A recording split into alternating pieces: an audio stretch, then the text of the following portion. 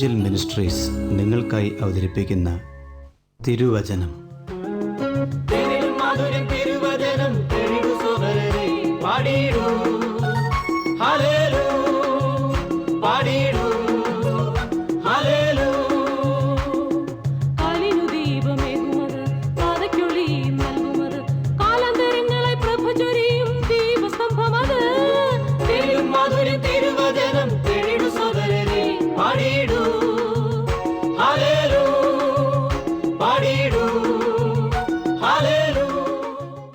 ഇന്ന് നമ്മോട് ദൈവവചനത്തിൽ നിന്ന് സംസാരിക്കുന്നത് Suviseshakan James M Thomas Nedumbassery.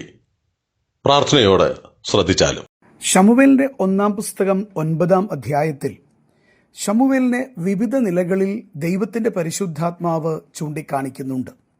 നാം ഇതിനകം 2 വിഷയങ്ങൾ ഓർക്കുകയുണ്ടായി. വിവിധ വാക്യങ്ങളുടെ അടിസ്ഥാനത്തിൽ നാം ഓർത്തു ശമൂവേൽ ഒരു ദൈവപുരുഷനാണ് എന്നുള്ളത് അന്നത്തെ എല്ലാ ആളുകൾക്കും അറിയാവുന്ന വിഷയമായിരുന്നു. ഇതൊരു വലിയ സാക്ഷ്യമാണ്. തന്നെയുമല്ല, ശമൂവേൽ ഒരു ദർശകൻ അഥവാ പ്രവാചകനാണ് എന്നുള്ളതും നാം ഓർക്കുകയുണ്ടായി. ദൈവമേൽപ്പിച്ച അനുഗ്രഹീതമായ ശുശ്രൂഷ നിറപടിയായി നിവർത്തിക്കുന്നത് നമുക്കിതിനോടുള്ള ബന്ധത്തിൽ ചിന്തിപ്പാൻ കഴിയുന്നതാണ്. നാം അത് ഓർത്ത വിഷയമാണ്. അങ്ങ് ശ്രദ്ധിക്കുന്നത് ഇവാഞ്ചൽ മിനിസ്ട്രീസ് ക്രമീകരിക്കുന്ന തിരുവചനം എന്ന വചന പഠന പരമ്പരയാണ്. ശമൂവേലിന്റെ 1-ാം പുസ്തകത്തെ അധികരിച്ചുള്ള 101-ാമത്തെ എപ്പിസോഡിലേക്ക് ഹൃദ്യമായ സ്വാഗതം അറിയിക്കുന്നു. തുടർന്ന് നാം ഓർക്കുവാനായിട്ട് പോകുന്നത് 9-ാം അധ്യായം ശമൂവേലിന്റെ പുസ്തകത്തിൽ വരുമ്പോൾ ശമൂവേലിനെ എങ്ങനെയാണ് ദൈവത്തിൻ്റെ പരിശുദ്ധാത്മാവ് ചൂണ്ടിക്കാണിക്കുന്നത്. ശമൂവേലിന്റെ 1-ാം പുസ്തകം 9-ാം അധ്യായത്തിൻ്റെ 6-ാം വാക്യത്തിലേക്ക് വരുമ്പോൾ നമ്മളിങ്ങനെ വായിക്കുന്നു: അതിന് ശൗലിൻ്റെ ഭൃത്യൻ, ഈ പട്ടണത്തിൽ ഒരു ദൈവപുരുഷനുണ്ട്, അവൻ മാന്യൻ ആകുന്നു. ഇവിടെ അനുഗ്രഹീതമായ ഒരു സാക്ഷ്യമാണ് നമുക്ക് കാണുവാൻ കഴിയുന്നത്. അതാരാണ് പറഞ്ഞത്? ശൗലിൻ്റെ ഭൃത്യനാ. ഞാനതിനെ ഇങ്ങനെ പറയട്ടെ, അധികം ആരും ശ്രദ്ധിക്കാത്ത ഒരു മനുഷ്യൻ. ആ മനുഷ്യൻ പോലും ശമൂവേലിനെ ശ്രദ്ധിക്കുന്നുണ്ടായിരുന്നു. നമ്മുടെ ക്രിസ്തീയ ജീവിതത്തിൽ നാം വളരെ ശ്രദ്ധയോടെ ഓർക്കേണ്ടുന്ന ഒരു കാര്യമാണ്. നമ്മൾ കാണുന്നവർ മാത്രമല്ല, നാം ചിന്തിക്കുന്നവർ മാത്രമല്ല, ഒരുപക്ഷെ നമ്മൾ അറിയുന്നവർ മാത്രമല്ല, നാം ചിന്തിക്കാത്ത, ഒരുപക്ഷെ വലുതായി നാം കണക്കാക്കാത്ത പല ആളുകളും നമ്മെ കാണുകയും നാം അറിയാതെ നമ്മുടെ ക്രിസ്തീയ ജീവിതത്തെ ശ്രദ്ധിക്കുകയും ചെയ്യുന്നുണ്ട്. ഇവിടെയാണ് സാക്ഷ്യത്തിൻ്റെ പ്രസക്തി ഏറുന്നത്. ശൗലിൻ്റെ ഈ ഭൃത്യൻ പറയുന്ന അനുഗ്രഹീതമായ സാക്ഷ്യം ശമൂവേൽ പ്രവാചകനെ സംബന്ധിച്ച് എത്രമാത്രം ധന്യമായ സ്ഥിതിയാണ്. അവൻ മാന്യനാകുന്നു. പ്രിയപ്പെട്ടവരെ, നമ്മുടെ ക്രിസ്തീയ ജീവിതത്തിൽ നമ്മുടെ ചുറ്റുപാടും നിൽക്കുന്നവർ, നമ്മെ അറിയുന്നവർ എന്താണ് പറയുന്നത്? നമ്മളെ മാന്യരായിട്ട് പറയുമോ? നമ്മുടെ ജീവിതത്തിൽ നാം എല്ലാവരാലും മാന്യരാണ് എന്ന സാക്ഷ്യം പ്രാപിക്കുവാൻ കഴിയുന്നെങ്കിൽ മാത്രമേ ക്രിസ്തീയ ജീവിതം അതിൻ്റെ വിജയീഭവിക്കുകയുള്ളൂ എന്നുള്ളത് മറക്കുവാൻ പാടില്ല. ഇംഗ്ലീഷിലേക്ക് വരുമ്പോൾ ആ മാന്യൻ എന്നുള്ളതിന് ഹീസ് ആൻ ഓണറബിൾ മാൻ, അവൻ ബഹുമാനിക്കപ്പെടുന്ന, ആദരിക്കപ്പെടുന്ന ഒരുവനാണ് എന്നും മനസ്സിലാക്കുവാൻ കഴിയും. പ്രിയപ്പെട്ടവരെ, അവൻ ആദരിക്കപ്പെടുന്നവനായിരുന്നു.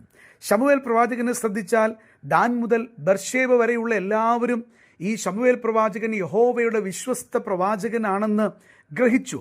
അർത്ഥാൽ ഞാനതിന് ഇങ്ങനെ പറയട്ടെ, സന്ദർഭവശാൽ അദ്ദേഹം എല്ലാവരാലും ആദരിക്കപ്പെടുന്നവനായിരുന്നു. ദാൻ മുതൽ ബേർഷേബ വരെയുള്ള ഒരു വലിയ ജനക്കൂട്ടത്തിന് അദ്ദേഹത്തെ സംബന്ധിച്ച് പറയാനുള്ളത് ആദരിക്കപ്പെടുന്ന മനുഷ്യനാണ്, മാന്യനായ മനുഷ്യനാണ് എന്നുള്ളതാണ്. തൻ്റെ ജീവിത കാലഘട്ടത്തിൽ ആ സാക്ഷ്യം പ്രാപിച്ചത് എത്ര ധന്യമായിട്ടുള്ള വസ്തുതയാണ്. നമ്മുടെ ക്രിസ്തീയ ജീവിതത്തിൽ നമ്മെപ്പറ്റി മറ്റുള്ളവർ ആദരിക്കപ്പെടുന്നവരാണ് എന്ന് പറയുമോ? ആദരവ് നാം ബലപ്രയോഗത്തിലൂടെ പിടിച്ചു പറ്റുകയല്ല. അങ്ങനെ ഒന്നില്ല. അങ്ങനെ ചിന്തിക്കുന്ന അനേകരുണ്ട്. ഞാൻ ചിലതൊക്കെ ചെയ്താൽ, ഞാൻ എൻ്റെ ഭാവം കാണിച്ചാൽ, ഞാൻ ചിലരോടൊക്കെ ഉയർന്ന് സംസാരിച്ചാൽ, എൻ്റെതായ സൂത്രപ്പണികളിലൂടെ എനിക്ക് ആദരവ് ലഭിക്കുമെന്ന് ചിന്തിക്കുന്ന ഒരുപാട് പേരുണ്ട്. പക്ഷേ അത് ആദരവല്ല ലഭിക്കുക, മറിച്ച് അനാദരവിന് അത് കാരണമായി തീരും.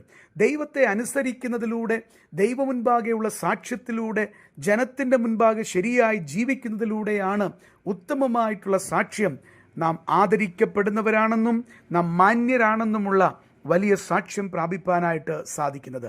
ഞാൻ ഒന്ന് രണ്ട് വസ്തുതകൾ കൂടെ പറയാനായിട്ട് ആഗ്രഹിക്കുകയാണ്. ഒരു മനുഷ്യൻ അവൻ മാന്യനായി തീരുന്നത്, ആദരിക്കപ്പെടുന്നവനായി തീരുന്നത് ക്രിസ്തു ജീവിതത്തിലേക്ക് വരുമ്പോഴാണ്. കാരണം യേശു കർത്താവ് ഏറ്റവും ആദരിക്കപ്പെട്ടവനാണ്. യേശു കർത്താവിനെ പോലെ മാന്യതയുള്ള മറ്റൊരാളില്ല. ആ കർത്താവ് നമ്മുടെ ജീവിതത്തിലേക്ക് വരുമ്പോൾ സ്വാഭാവികമായിട്ടും ആ ക്രിസ്തു വന്നതുകൊണ്ട് നമുക്കൊരു മാന്യത ലഭിക്കുന്നുണ്ട്. അത് സമൂഹത്തിൽ ലഭിക്കും, വീട്ടിൽ ലഭിക്കും, സഭയിലും ലഭിക്കും.